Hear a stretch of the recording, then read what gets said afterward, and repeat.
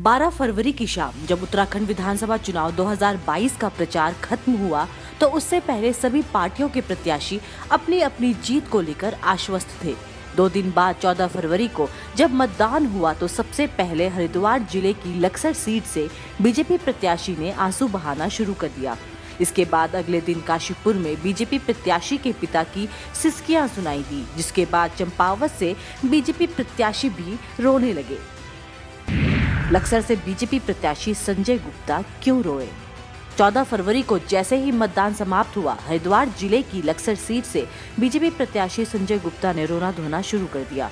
दरअसल उन्हें अपनी हार का डर सताने लगा। इस संभावित हार के लिए उन्होंने विपक्षियों पर नहीं बल्कि अपने प्रदेश अध्यक्ष मदन कौशिक पर ही गंभीर आरोप जड़ दिए। क्या कहा संजय गुप्ता ने? संजय गुप्ता ने कहा कि मदन कौशिक ने उन्हें हराने के लिए साजिश रची है। उन्होंने आरोप लगाया कि मदन कौशिक ने लक्सर सीट पर मायावती की पार्टी बसपा के प्रत्याशी मोहम्मद शहजाद को अंदर ही अंदर फायदा पहुंचाया है। संजय गुप्ता ने यहां तक कह दिया कि मदन कौशिक जिस हांडी में खाते हैं उसी में छेद करते हैं। पार्टी हाईकमान को मदन कौशिक के खिलाफ कार्रवाई करनी चाहिए। काशीपुर विधायक चीमा की भी निकली चीख। काशीपुर सीट से इस बार बीजेपी ने हरभजन सिंह चीमा के बेटे त्रिलोक चीमा को टिकट दिया था। मतदान के दूसरे ही दिन हरभजन सिंह चीमा ने पार्टी के अनेक नेताओं को गद्दार बता दिया।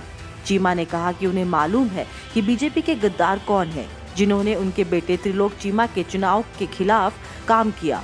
काशीपुर से बीजेपी विधायक हरभजन सिंह चीमा ने ऐसे नेताओं के खिलाफ कार्रवाई की मांग की। चीमा की चिंता। दरअसल काशीपुर विधानसभा सीट पर इस बार 64.33% वोटिंग हुई है। इस सीट पर 2017 में 69.63% मतदान हुआ था। इसे एंटी इनकम्बेंसी समझा जा रहा है। हरभजन सिंह चीमा और उनके बेटे त्रिलोक चीमा की चिंता भी इस वोटिंग प्रतिशत को लेकर ही है। वहीं हरभजन चीमा ने पार्टी के ही नेताओं पर गद्दारी का आरोप लगाकर मामले को संगीन बना दिया है। दरअसल जब काशीपुर सीट से चीमा के बेटे को टिकट दिया था तो तभी अंदेशा था कि पार्टी में फूट पड़ेगी। अब मतदान के बाद चीमा ने कई नेताओं को गद्दार बताकर उस अंदेशे को पुष्ट कर दिया है। कैलाश गहतोड़ी भी हताश। चंपावत से बीजेपी प्रत्याशी कैलाश गहतोड़ी का दुख भी मतदान के तीसरे दिन झलक आया। रुआ से गहतोड़ी ने पार्टी नेताओं पर ही भीतरघात का आरोप मढ़ दिया। कैलाश गहतोड़ी ने कहा कि भीतरघातियों पर कार्रवाई होनी चाहिए। BJP party with difference. BJP खुद को पार्टी विद डिफरेंस कहती है। इस पार्टी में अनुशासन को सर्वोच्च बताया जाता है। अब जब 3-3 सीटों से भी भीतरघात और गद्दारी के आरोप लग रहे हैं तो इससे पार्टी विद डिफरेंस की धज्जियां उड़ती नजर आ रही हैं।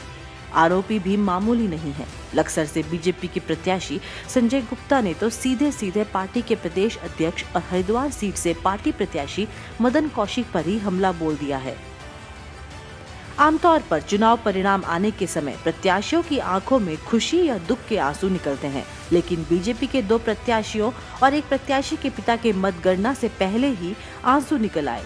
जाहिर सी बात है कि ये आंसू खुशी के तो नहीं होंगे, दुख के आंसू संभावित हार को लेकर ही होंगे। तो क्या माना जाए, क्या बीजेपी के लक्सर, चंपावत और काशीपुर के प्रत्याशियों ने मतगणना से पहले ही हार मान ली है?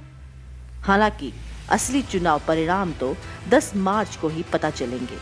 ब्यूरो रिपोर्ट, देवभूमि इनसाइडर। आज ही डाउनलोड करें देवभूमि इनसाइडर ऐप।